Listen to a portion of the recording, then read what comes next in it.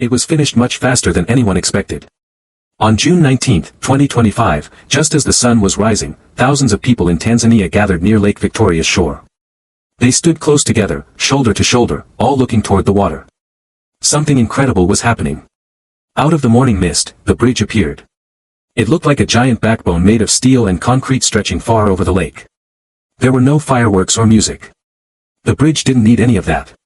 Just seeing it was enough to fill people with excitement. The sight was louder than any celebration. Children climbed onto rooftops to get a better view. Market sellers left their stalls empty. They stopped working to watch. Local fishermen came too. Many had never left their small villages before. They stood silently, watching as the first cars drove across.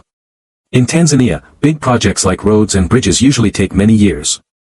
People dream big, but progress is slow. This bridge felt different. It was like time had suddenly sped up. The bridge's name is the John Pombe Magufuli Bridge. Once, it was only a drawing in an old planning file.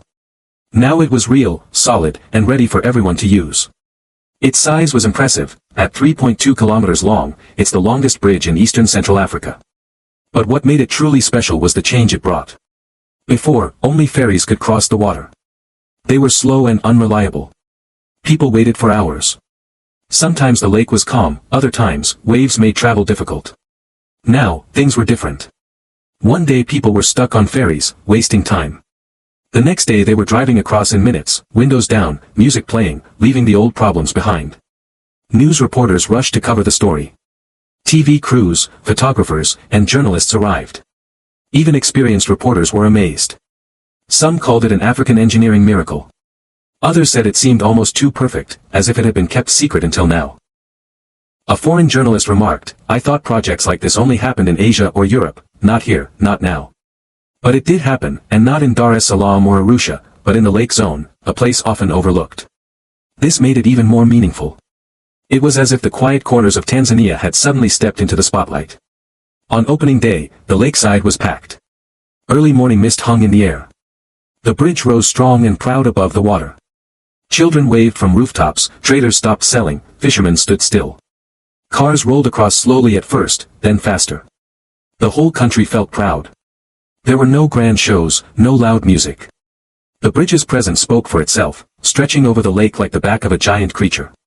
In a country where new roads and bridges are rare and often delayed, this felt like a leap into the future. The John Pombe Magufuli Bridge quickly became a household name. People couldn't stop talking about it. Before, crossing Lake Victoria was a headache. Ferries were the only choice. They took ages, sometimes breaking down, costing hours or a full day. Now, cars and trucks crossed in minutes. Drivers could feel the breeze, play music, and glance back at the old ways disappearing. The media kept busy. Veteran journalists struggled to capture the full story. Some praised it as proof of Africa's building power. Others were stunned at how suddenly it appeared. Foreign media repeated the same surprise. Bridges like this were supposed to belong to other continents. But here it was, in Tanzania's lake zone, not in the capital. The forgotten places were now the center of attention. The bridge is named after John Pombe Magufuli, who was president of Tanzania before the current leader. He has passed away, but his ideas and dreams still live on. Naming the bridge after him is more than just a label, it's a way to honor his work. It's a tribute to his ambition, his controversies, and his strong spirit. For some, his name brings back memories of an energetic and determined leader. For others, it's a reminder that leaders leave behind lasting achievements.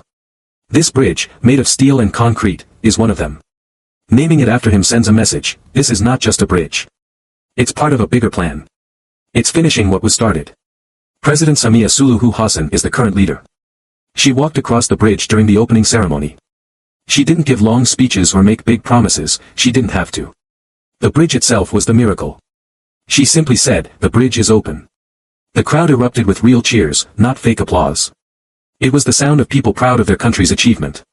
But one big question was on everyone's mind: where did the money come from? There were no signs from donors, no thank you banners for other countries, and no foreign flags. Usually, such projects show signs of outside help, but not this time. People in Tanzania and across Africa were curious. If Tanzania built this without borrowing or aid, it's more than a bridge, it's a challenge to the old ways. Experts studying the region looked beyond the construction. They focused on the finances. Building a $300 million project without loans is rare for a developing country. Many believe Africa must borrow to build big projects. This bridge says otherwise, Africa can be independent. Tanzania made a bold move. They changed how they managed money. They set aside funds from gold sales, farming, and taxes like VAT. No big announcements, just quiet planning. Leaked parliament documents from 2023 showed they paused buying costly imports, cut certain subsidies, delayed less important projects, and slowed government hiring. These were temporary changes to make the bridge the top priority. The idea was simple: spend smartly once and own it fully. President Hassan didn't promise this during her campaign, but after taking over from Magufuli, she saw how much African countries struggle with debt. She chose a new path, asking not, what can we afford with help, but what can we change to do more ourselves? It wasn't just about avoiding loans, it was about avoiding the strings attached to them.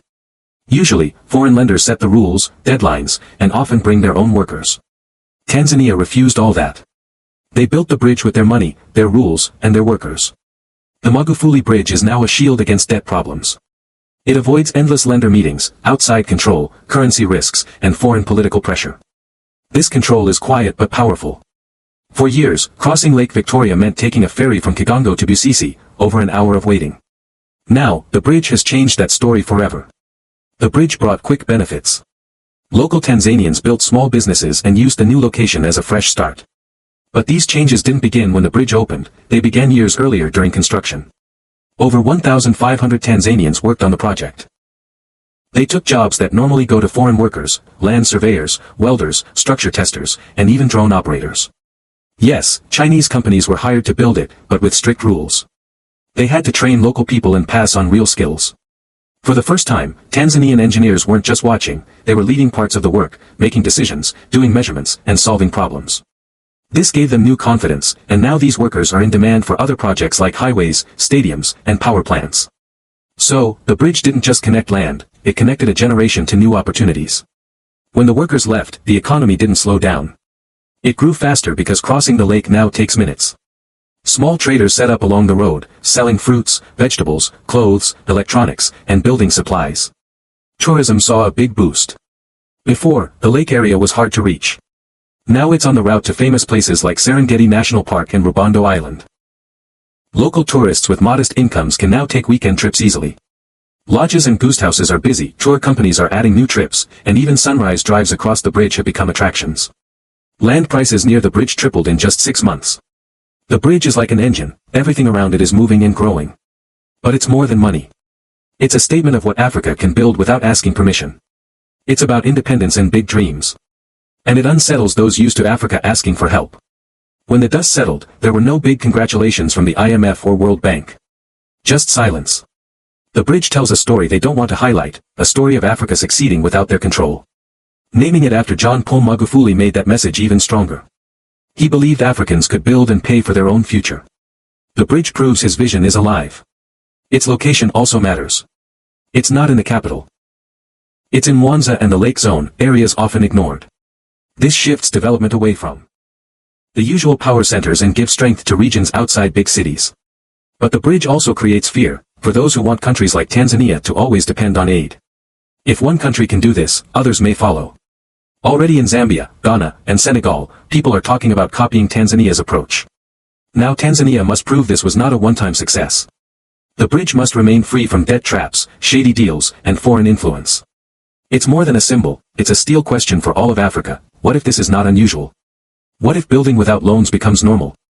Because if 4 minutes on a road can change so much, imagine what 4 years of independence could do.